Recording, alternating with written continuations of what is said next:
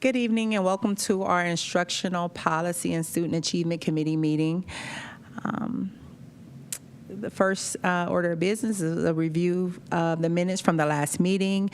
Are there any questions concerning the minutes from last meeting?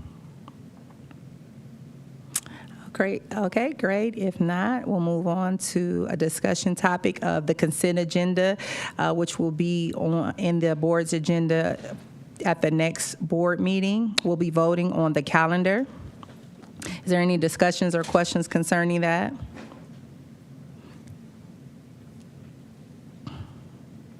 Okay, and again, this will be in the board agenda to be voted on at our next board meeting. All right, Ms. Culver. So our next agenda item is item Is your microphone on? Make sure you speak in the mic, please. green. Okay, there it is. There we go.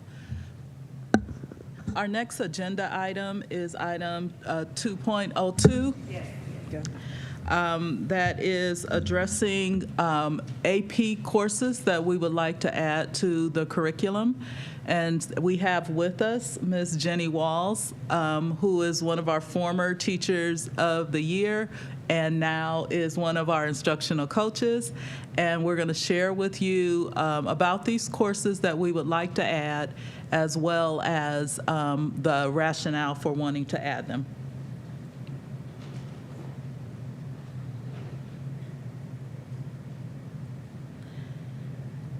So when we are looking at raising the rigor, one of the things that both Teaching and Learning and the College Access Department has been asked to do is working to raise the rigor so that our students have access to college, whether they decide that that is their original E, or whether they decide at some point later on they'll still have that foundational knowledge to be able to access whatever career that they navigate through on their pathway. So we are looking at adding the following courses, and the first one is AP Pre-Calc, and Jenny is going to talk a little bit about that. Thank you. AP Pre-Calculus was requested to be added by Buchtel CLC. I think they asked last year maybe. But AP Pre-Calculus is fairly new. It's equivalent to college pre-calc or college algebra course. And if students score a 3 or 4 on the test, they'll be accepted by the following Ohio universities, as well as some other universities across the country. For the most part, it will count as equivalent for college algebra, and a few of the schools are equivalent for college pre-calc. Really, there's 2 main components, which is why we really like the AP program. The first one is that the standards for mathematical practices are emphasized, so students learn an engaging way. They apply the math, they learn it in real life situations. So the AP Pre-Calculus content is 1 full year, it's 1 math credit. And some of the skills that they'll learn is algebraic manipulating functions, translating information between different representations like graphical, equations, written, numbers. And it does have 4 units, which fits our current model for pre-calculus, and it will also be a good preparation for kids for AP Calculus. The link that is provided is the actual graded course of study for the pre-calculus course, and I did include the page for the AP Pre-Calculus course that has a lot of information on it. As far as materials are concerned, our current textbook is an approved resource, so we do not have to purchase any new textbooks. The AP Classroom that College Board provides is free for teachers and students, and it's a platform where teachers can create assignments, kids can complete assignments, review materials are there, practice, and additional resources for teachers. There is recommended training, and it's provided by the College Board during the summer, and it does cost. It has a minor cost to the district, and you know that. Our Buchtel teacher is currently AP trained, but he may request training specific to AP Pre-Calc, and we had looked at training other teachers as well. And we will add that Bookdo has specifically requested for next year, but we envision other schools wanting to come along. I know Elliott has already expressed an interest, but Bookdo is already looking to add this to their course of study for next year.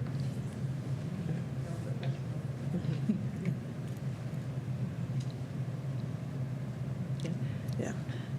And the next course that. oops, Any sorry. other Oh, questions on questions? AP before we move into intro to computer science? I mean, on pre-calc? So to clarify, my questions were, so the anticipated students for this course would be, or we think about like how would we market this to groups of students, right? So it would be the students who are in the regular pre-calc course currently. I'm going to tell you what I think I heard and tell me where I'm wrong. So the current pre-calc course and the book for the current pre-calc course. So it would be the similar students in the similar book, but it would just be an AP version of that. So if we didn't have the AP version, they would just be using that same book. That's correct. Really, the difference is the end-of-course assessment that they can take to earn college credit.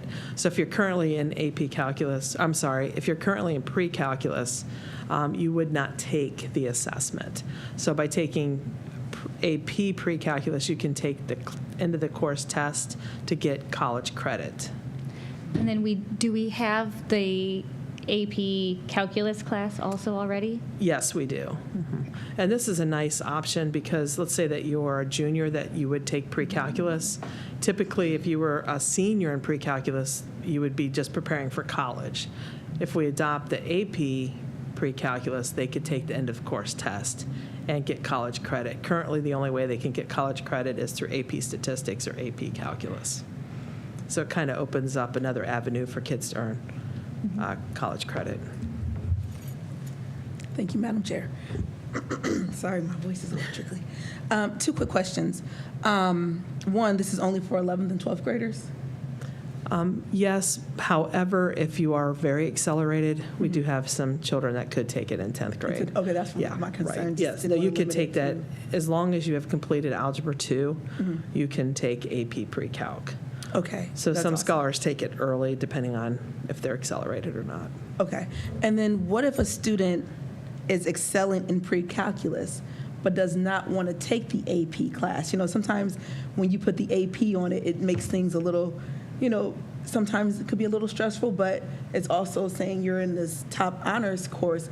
But what if you have a student that you know very well should be, and what we see kids that should be in AP classes that choose not to be in AP classes, but they're in the pre-calc with a straight A. Those kids will not be allowed to take the test for college credit, or do they go to college, take all the tests in college, and then test out there? Any AP course, any student is allowed to take that exam. We actually have students that come in from out of the district that pay just to take the exam because that course is not offered at their school, as well as any student who is in the class does not have to take the exam. So if there's a student that is in there just for depth of knowledge, and not wanting to test out of a college class, they don't have to take it. We encourage it because there's knowledge in just learning how to take the test, but it is not mandatory that you be in the class to take the test, nor is it mandatory that you take the test because you're in the class. Okay, so just to clarify, in order to take the test, you do not have to be in the AP pre-calculus test, but you can be in the pre-calc test, or if you want to take that test because you know that you could pass it, the opportunity is open for all students, not just AP calculus kids. Correct, and it Okay. would just be up to the coordinator at that school to schedule it as an untested, not an untested, but you are not scheduled in a class and taking it outside of the class, so your scores don't associate with the teacher who has been teaching that AP course. Oh, and the counselors are aware of that? Yes. Okay. And then what schools is this at now, AP calculus? So pre-calc is brand new. They just started AP Pre-Calc at the College Board this school year. So this is only its second year. AP Calculus. It's currently at Firestone and Ellett. Bookdale has a course for AP Calculus. I think that might be it. Yes, currently. So it's only at Firestone and Ellett, but Bookdale has a course? No, or is it's at Bookdale Bookdale too? as well. Oh, okay. So Bookdale, Firestone, and Ellett. And STEM offers it every other year, depending on their cohort of students. Okay. I think that's interesting about STEM. So with the STEM, with the cohort of students, they're looking at their test score, the students who are coming in, and they use that as a determining factor of if they're going to offer the AP course? When you say So dependent. I think just for general numbers of enrollment, they alternate between pre-calc and statistics. Oh, okay. That's why I was kind of confused when she said depending on the cohort, because it would make sense. But now my question is about the students who want to just take the test, but they're not enrolled in the specific class. Those outside the district, Ms. Culver, I thought I heard you say that there's a cost for them, right? Right. Okay, what about our students intra-district? I'm just throwing that word together. So if I go to East, and none of these honors classes are offered at East, but I'm actually a high-performing academic, and I believe I could test out, could I come from East and say, I want to take this test? So actually, because the way the AP exams are set up, you could actually take that test at Perfect. East. Excellent. Okay. So it's for, that's what I wanted to be clear. Any kid, a young person, excuse me, some people don't like when you use the word kid, any young person could take in our district as well as outside. It's just a cost for those who are coming from outside to take it. Still a great opportunity because it's like $1,000 if you had to take a course, thousands of dollars per credit, right? If you had to take this course, so the test out would be amazing. How much is the cost? Don't quote me. I'll have to verify, but it's around $85. Oh, that's butter. If I could just add one thing, we do have pre-calculus at every high school. Okay. So and what I like about this course is if we add AP pre-calculus to every high school, if you're a senior in pre-calc, you have the opportunity to take the test for college credit. Okay. Where currently you do not have that opportunity. Excellent, thank you. And then the AP Classroom is free. Mm-hmm. So is this a platform, something like either like a Google Classroom, Canvas, or Blackboard? It's actually run by the College Board, so the teacher receives a login, and you have access to materials, review materials. There's videos for AP Calculus for every single subject, okay. every single topic in the course, and the scholars can join it as well. Okay, And so so it's- you can give them assignments. They have access to the videos if they want to watch things for extra help. So. Okay, excellent. So it's a teacher resource, but it's also, when I'm asking the question, is it comparable? I don't know if they use Blackboard anymore. I know a lot of universities moved to Canvas, but where the students will submit that assignment within this platform? Yes, you That's can. Okay, excellent. So the only thing that had a nominal, it appears, cost to it is the additional teacher training, correct? If the teachers see that that's something that they feel that they need. Are we requiring this to any degree, or is it going to be voluntary if they're already? Because I heard you say some teachers, hey, they've already got some experience with this Jackson. Oh, you didn't say Jackson, but that's how I was taking it, like you were talking to me. But they already have the training, so they may not want to do it. But teachers that want a little refresher or to stay sharp on some things, they may take it. But it's not mandated. Correct. It's not mandated, but it's extremely highly recommended. I understand. Yes. I understand. Okay, great. Yes, Mona? Just one more clarification then. So we did say that the current textbook is the current textbook used at Bookdale, but that is the current pre-calc textbook used actually at all of our schools. So by training the teacher for the AP pre-calc class at Bookdale, we are actually, in essence, opening AP pre-calc to the entire district because everyone will be learning from the same book. Yes. Beautiful. Thank you. All right. So if there are no more questions, we'll move to Intro to Computer Science. Excellent. Thank you.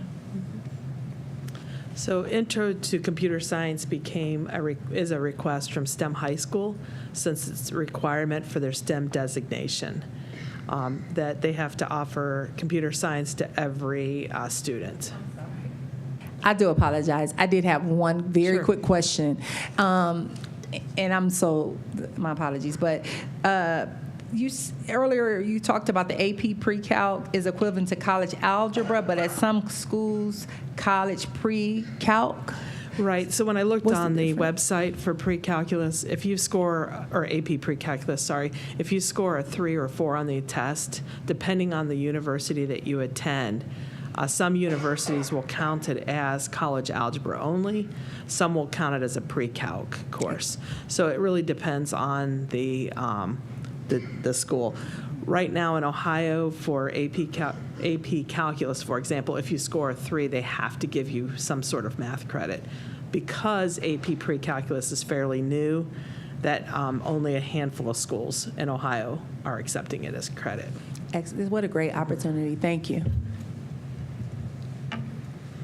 So, sure. So Intro to Computer Science, STEM High School requested it because it is a requirement for their STEM designation. All students have to have a credit of computer science for their STEM designation. Some of their academies do meet that requirement.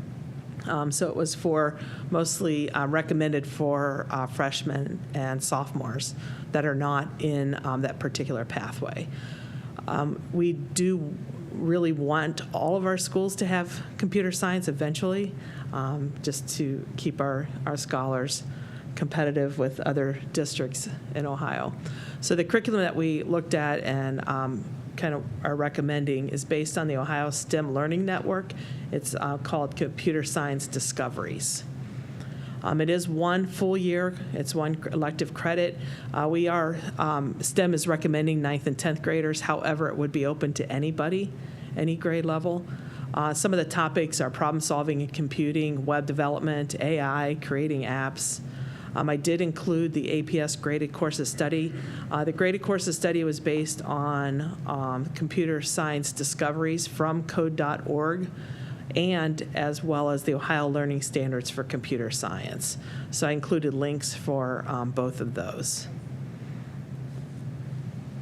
And then as far as materials and training, there is no textbook required. However, all teaching materials and the student platform are provided for free by code.org. And the link is in the graded course of study as well in the previous slide. However, there is a required training, and that is because the Department of Education and Workforce is requiring that teachers who teach computer science have to have an endorsement to their teaching license. And the good news is currently University of Akron and Kent State were just awarded grants to help teachers get that endorsement for free. Kent State has 2 options. One, if you already currently have your master's degree, you can get the endorsement for free. They also are offering a master's degree for computer science for free. So our teachers have the opportunity to earn a master's degree for free. The University of Akron has a 10-credit program to get your endorsement for free as well. And things have changed very rapidly. The Department of Ed is waiving the computer science teaching license supplement for the fall, which our STEM teachers have already applied for.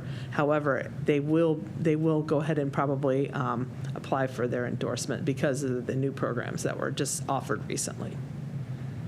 The training for one of the options, the training is $2,000 through the Ohio STEM Network, and there is a scholarship available for that. However, Kent and Akron are offering those programs for free. And again, it's moving so quickly. When we were writing the course in December, the only option was the Ohio STEM Learning Network. And now Akron and Kent both received these grants. So. Okay. Do you have any questions?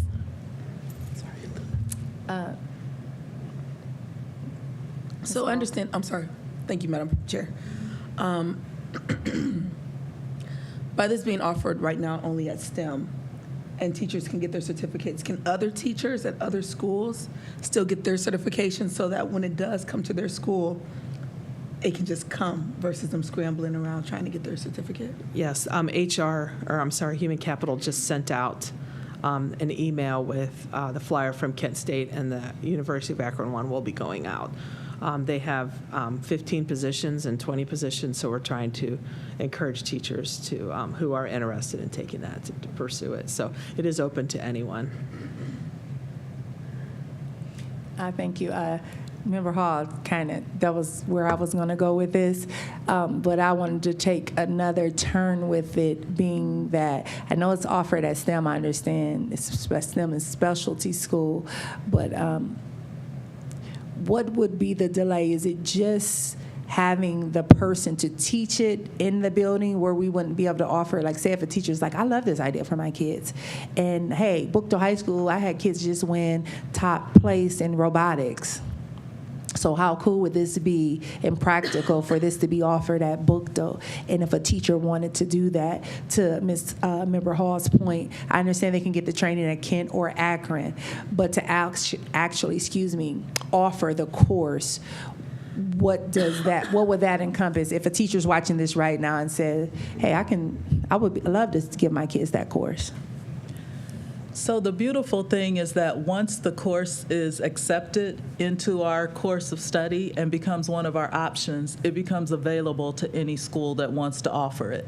Excellent. So these schools have already planned ahead and are asking for it, and have probably already built it into their master schedule pending approval. But once it gets into that course catalog, it's available to any building. And yeah, so then it goes down. I hear a lot of talk about this master schedule situation. So I think that's when it gets a little, okay, that's great information, you all. Thank you so much. Molnar? Thank you, Madam Chair. I have two questions. The first question is, since this is listed as rolling out at STEM first, do we have an anticipated enrollment or a class size, since they're the ones who asked for it? Is that why they're getting it first, because they asked for it? Yes, I believe it was 2 sections, but it may be 3. I believe it was 2. So. So course selections are due to be completed by the 9th. So after this Friday, we would be able to run simple tallies and tell you how many students are requesting the course, maybe, because it can't officially have a course number until we get the approval. Okay. And then my next question, I saw on there that one of the topics was the AI and machine learning. I know recently in our policy committee, Mr. Henshaw,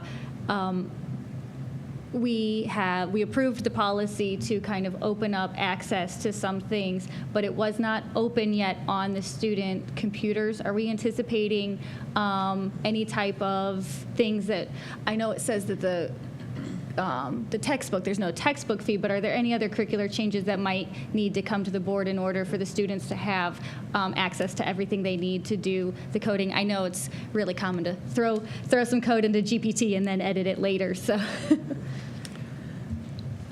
I'm not 100% sure if I can answer that question. I know that the Ohio Learning Standards for Computer Science, the AI, was really looking at the role of AI in our community and what are the pros and cons for it. I'm not exactly sure what the curriculum is entailing. Like, are they going to learn how to use AI?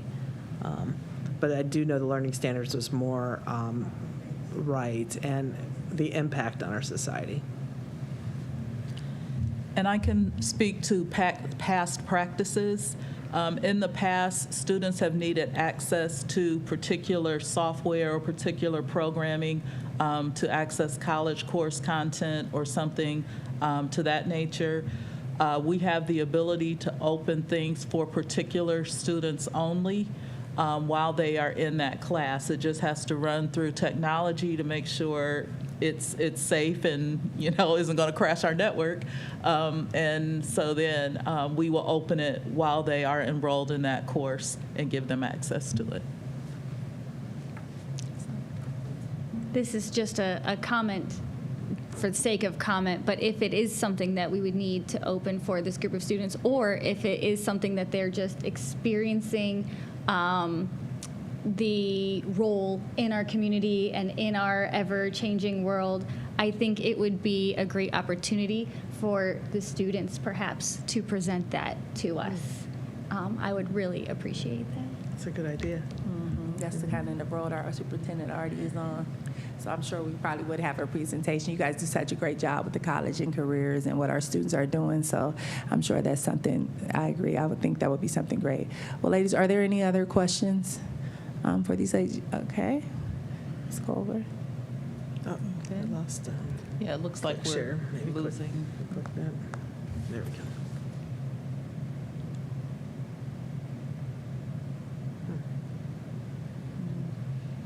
All right, there we There we go.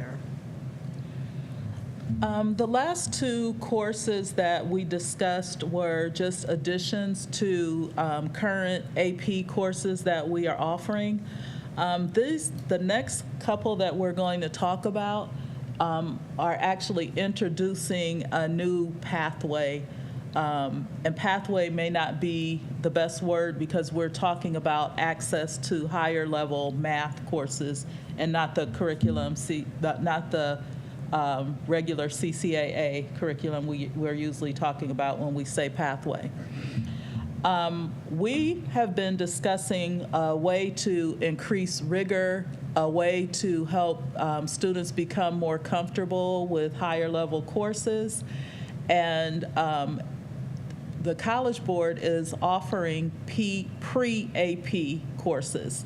So now they are offering pre-AP and I believe was it 5 subjects? Yes. But we wanted to start off by looking at the pre-AP algebra for our 8th and 9th graders that are currently in Algebra 1 and that are looking, or honors Algebra 1, to kind of start preparing them for that higher level thinking, to work with the teachers on those deeper reasoning skills as they are connecting with math. We are looking to start at Bookdale and Litchfield CLC for the first year. That will give us some comparison data from a school that does not have as many AP classes and one that has the most in the district as their feeder schools. What we are looking to do, since both of those schools offer AVID, is to create a learning community where we can partner students in math with students in AVID and start building that learning community cohort. So I'm going to let Jenny talk the math of pre-AP, and I can talk the rationale behind it. We don't have the pre-AP geometry on that one. Okay. Okay. So the pre-AP course right now, the first one is Algebra 1. The second year would be pre-AP geometry with statistics, and the third course would be pre-AP Algebra 2. And with the hope that those students would continue into AP pre-calculus and then beyond. So for the pre-AP Algebra 1 content, it's 1 full math credit. It's a full year course. We have down that it's open to 8th and 9th graders, but if scholars are accelerated, they could take it earlier, or they could even opt into it later. The big ideas, and this is what makes the pre-AP coursework kind of interesting and appealing to us, is that they look at things with patterns of change, multiple representations. So instead of just solving things algebraically, they would approach things graphically, numerically, in words and real-life situations. And another big idea is, what's the meaning of solutions? If you get a solution, what does it mean? So it's a different, and modeling, with modeling, what that means is that they're using real-life situations. So taking a scenario that exists in real life and model it with algebra. And the 4 units are there as well. It does fit our requirements for the OST as well. We did have to add in, I think, maybe a 2-week section on statistics, which is a requirement on the OST. It's a part of their test. And you said this is 8th and 9th grade? We have 8th and 9th grade right now. And again, there are exceptions, but typically if you're an advanced math student, you take honors algebra 1 in 8th grade. And we anticipate this to take that place of honors algebra 1. However, we do have an honors algebra 1 for 9th graders as well. I think what's good about, I'm really interested to see the real world connections that you are explaining, because that's been missing, I feel, from math for some time. And that's why most students feel a disconnect with it. But as I'm looking at these units, this aligns with the current state standards. Correct, Align currently for 8th grade, not just basic. When you look at the equation and inequalities, the linear functions and equations, exponent properties, exponential functions. That's currently, as the state has it, is a standard with under the 8th grade domain.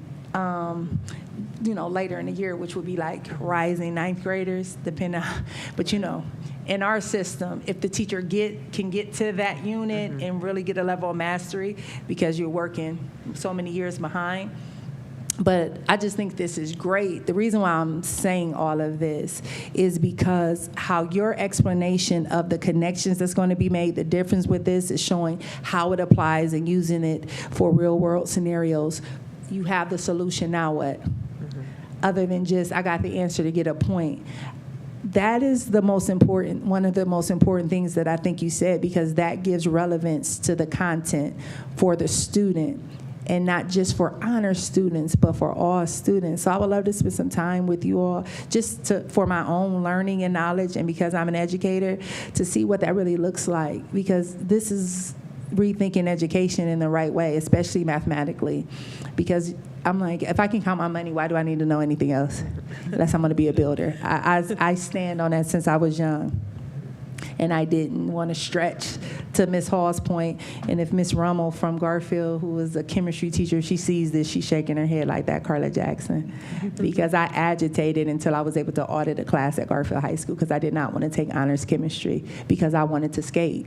I wanted to do something that I thought was easier in my wheelhouse, that I wouldn't have to put in that much work. So when they said, no, you should be taking this, to all of your point, Ms. Culver, straight teacher's heart, Summer gets it from a real way, because I was that kid. And that's why I was laughing when she was saying that, because they felt I should be taking these you are going to college, you should be taking these classes. And I said, I don't want to take these classes, because I want to live my life. Let me just get my A's and get out of school. I can be doing my homework in the cafeteria in the morning, during breakfast and at lunch. Before I go to my after lunch classes, I'm hurrying up doing my homework, and not understanding the gift that God has given me to I didn't realize that. The teacher saw it, and they knew I was smart, but I was being lazy. And so I don't have a solution for that, but I'm glad that you both naturally brought that up, because I'm like, I'm that kid. I'm her. I'm the kid you guys are talking about. But I think if math was made practical to me like this, and I was able to see some real world examples, like, hey, so when you buy a house and you have to start talking about the square footage or how you're going to build, if you're going to do a concrete slab in your back and if it's a slope, you see, it all becomes relevant, because it's going to be costly later. So thank you for sharing that. And I'm serious, I would really like to get with you guys just to delve deeper, because I know we only have a limited time here. So thank you. The other presentation has the 5 units. Should I mention that? Should I mention that at all? So Jenny briefly mentioned it, but it is not on this slide, that while we are starting with pre-AP, we are looking at this to be a pathway. So we're looking at adding pre-AP geometry the following year, pre-AP algebra 2 following that. And then they could go on into pre-AP, or they could go into AP pre-calc from that. So we would actually be creating, starting in middle school, a pre-AP pathway for scholars to follow all the way through. And with the hopes of combining that with the Avid learning community, or with the Avid elective course, then we're building a community of scholars who are seeking and looking for college and preparing themselves, and having that camaraderie of support within excelling. Good, thank you. Now, with currently district-wide, and even, I would even go so far as to say in urban education, our scores in geometry are extremely low, across the nation, right? So when we're talking about offering these advanced courses in these areas where traditionally in urban education we are not thriving in, what are we using as the prerequisites? Are we going to look at baseline test scores, or we're just saying, hey, this is the course, and because of how we're setting up the classes, we're building up the rigor so that it'll be a natural progression for them to fall into it? So we are looking at both and. Because the content is the same, whether I am in regular geometry or whether I'm in pre-AP, and we're just going deeper and adding that relevance and giving more tools, then yes, we are going to recruit based on scores. But if we get a student saying, I want this, I want to try this, we aren't going to deny that student. We're going to look to build them up and get them to, hopefully by adding some extra tools, adding a community of people that are problem solving as a class. So no, we are not going to deny you just because you didn't have a whatever score, you were 2 points low or whatever. So that is kind of where we're going. We are going to recruit. We are going to be on the Miss Carla Jacksons of the present day saying, yeah, you're going to be in this class because you're going to learn the same thing you're learning in that class, only deeper. But if you are the person that had that ability but just hasn't shown it because you're bored or whatever, then that door is open to you as well. I love the cohort model, and I agree, and I think we have research to support grouping kids, because what you feed is what you grow. I perform higher when I'm around higher performers. It's just almost like something that's innate in people. So I think that's good. Okay, cool. And one of the strengths of pre-AP is the teacher training, and we're hoping that if a teacher's trained in pre-AP, that will carry over to other courses as well. Yes, Member Hall. Thank you, Madam Chair. I just have a quick question. I'm still going to say I'm new, right? So why isn't these programs being offered in all of our schools? Why is it pick and choose a school to have pre-algebra, or like, if we want to continue to set ourselves apart and keep our students in Akron Public Schools, the parochial schools, they have this type of stuff. And if we want to set ourselves apart, why don't we offer it everywhere? Well, just to answer part of... Oh, hi, where did you come from? How you doing? So there are diverse reasons why when Ms. Culver came to me with it. This is where the greatest need is right now. And this is a pilot for us just to see how this is actually going to work. But we want to see how it's going to work with children who typically would not even enter into taking these types of courses. And within that Bookdo cluster, that's where our kids are not taking or always attempting to take some of the more challenging type of courses. And so we want to kind of usher them into this, because we know if it's going to work there, this is something that then we can then open up and spread a little bit more across the district, and then a little bit more across the district until it becomes a culture. Because what we've found is sometimes we will do some things only within a cluster, and that's where it stops and stays. So now what we're trying to do is trying to encourage these kids who generally would not take these courses. Some would, but very many of them would not. So we're trying to make sure that we can get this which is going to open up a door and a window for some of these kids who, like I said, typically would not be engaged in this level of work.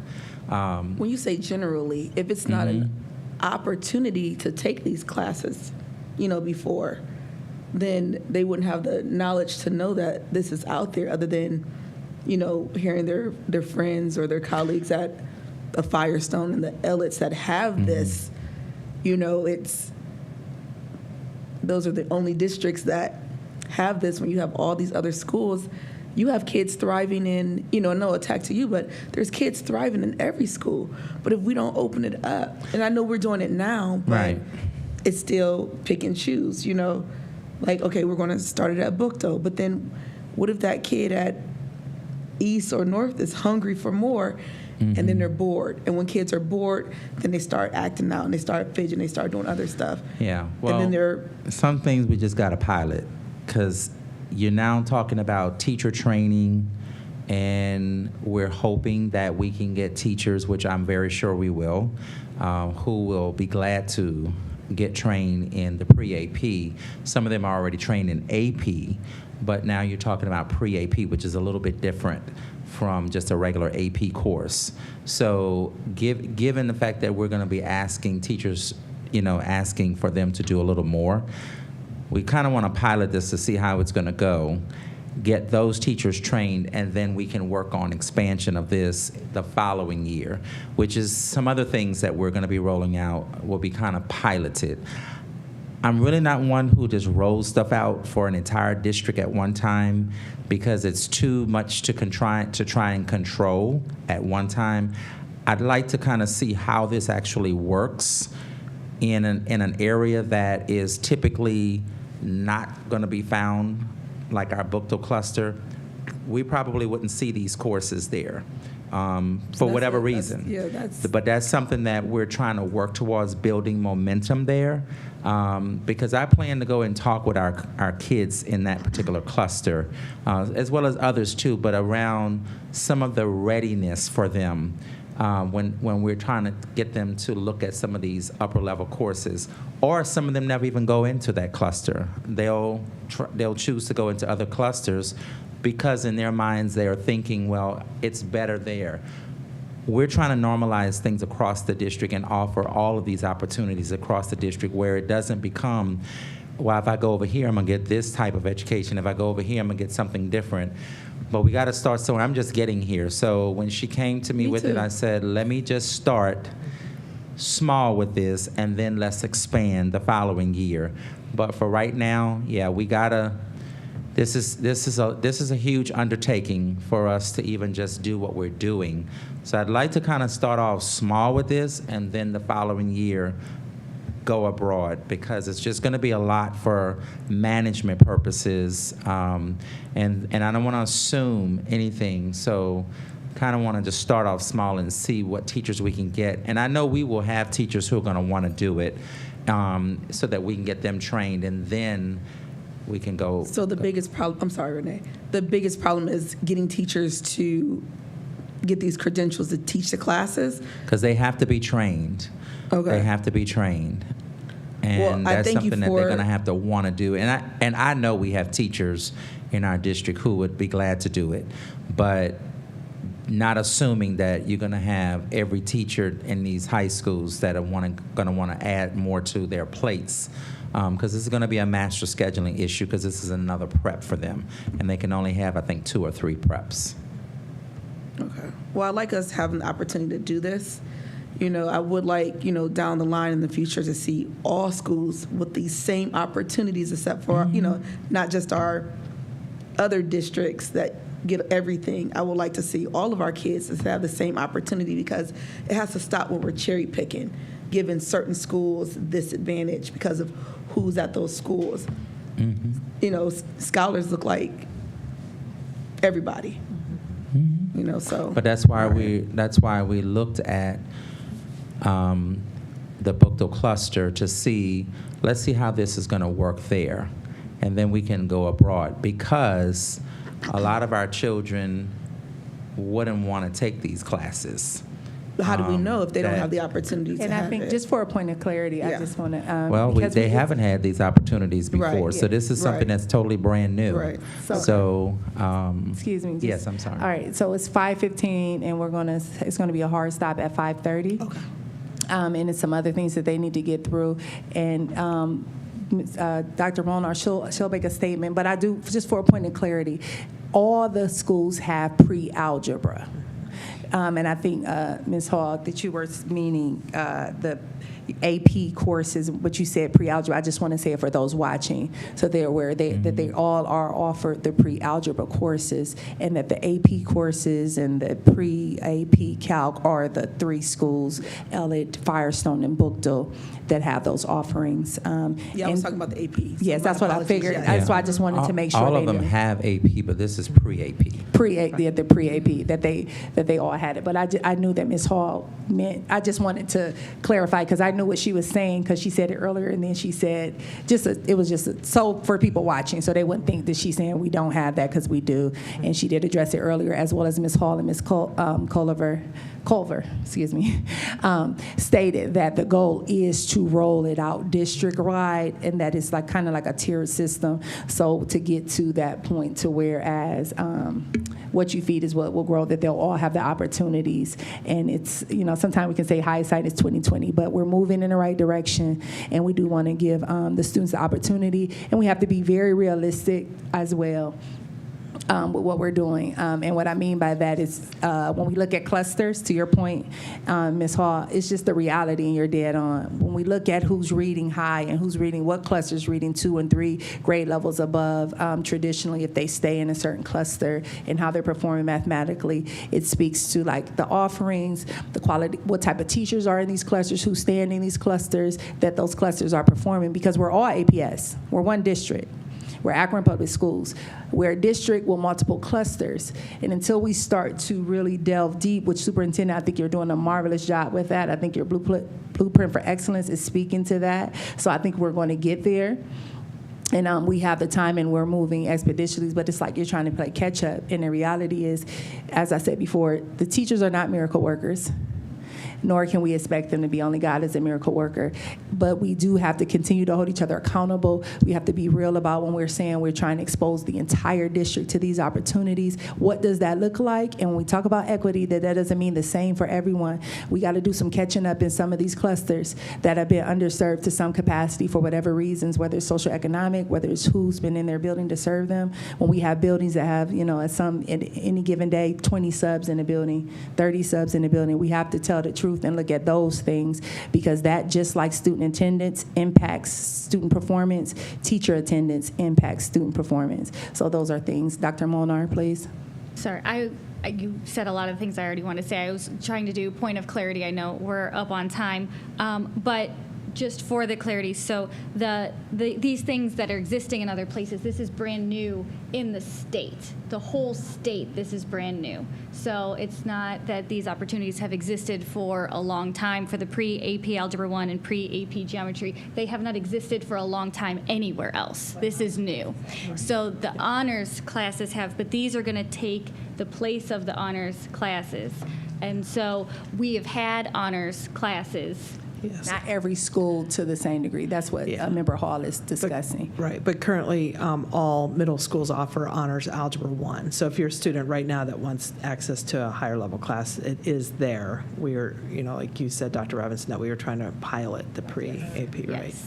Yes. Yeah.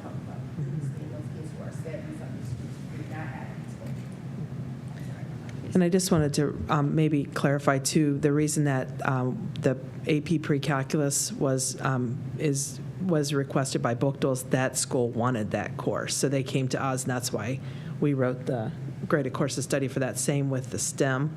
They requested computer science, but as she said, that it would be rolled out to all districts, or, it would be an option for all schools eventually.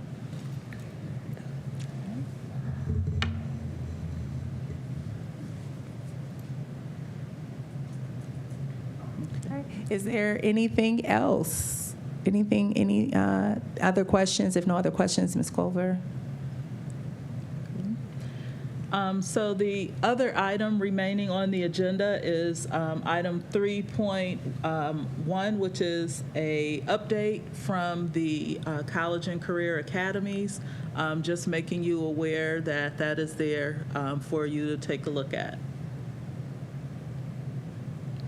All right, thank you so much. We do appreciate you, ladies. If there's nothing else, members of the committee. All right, well, ladies, thank you again. Those at home, this does conclude our instructional policy meeting at 5:20 p.m.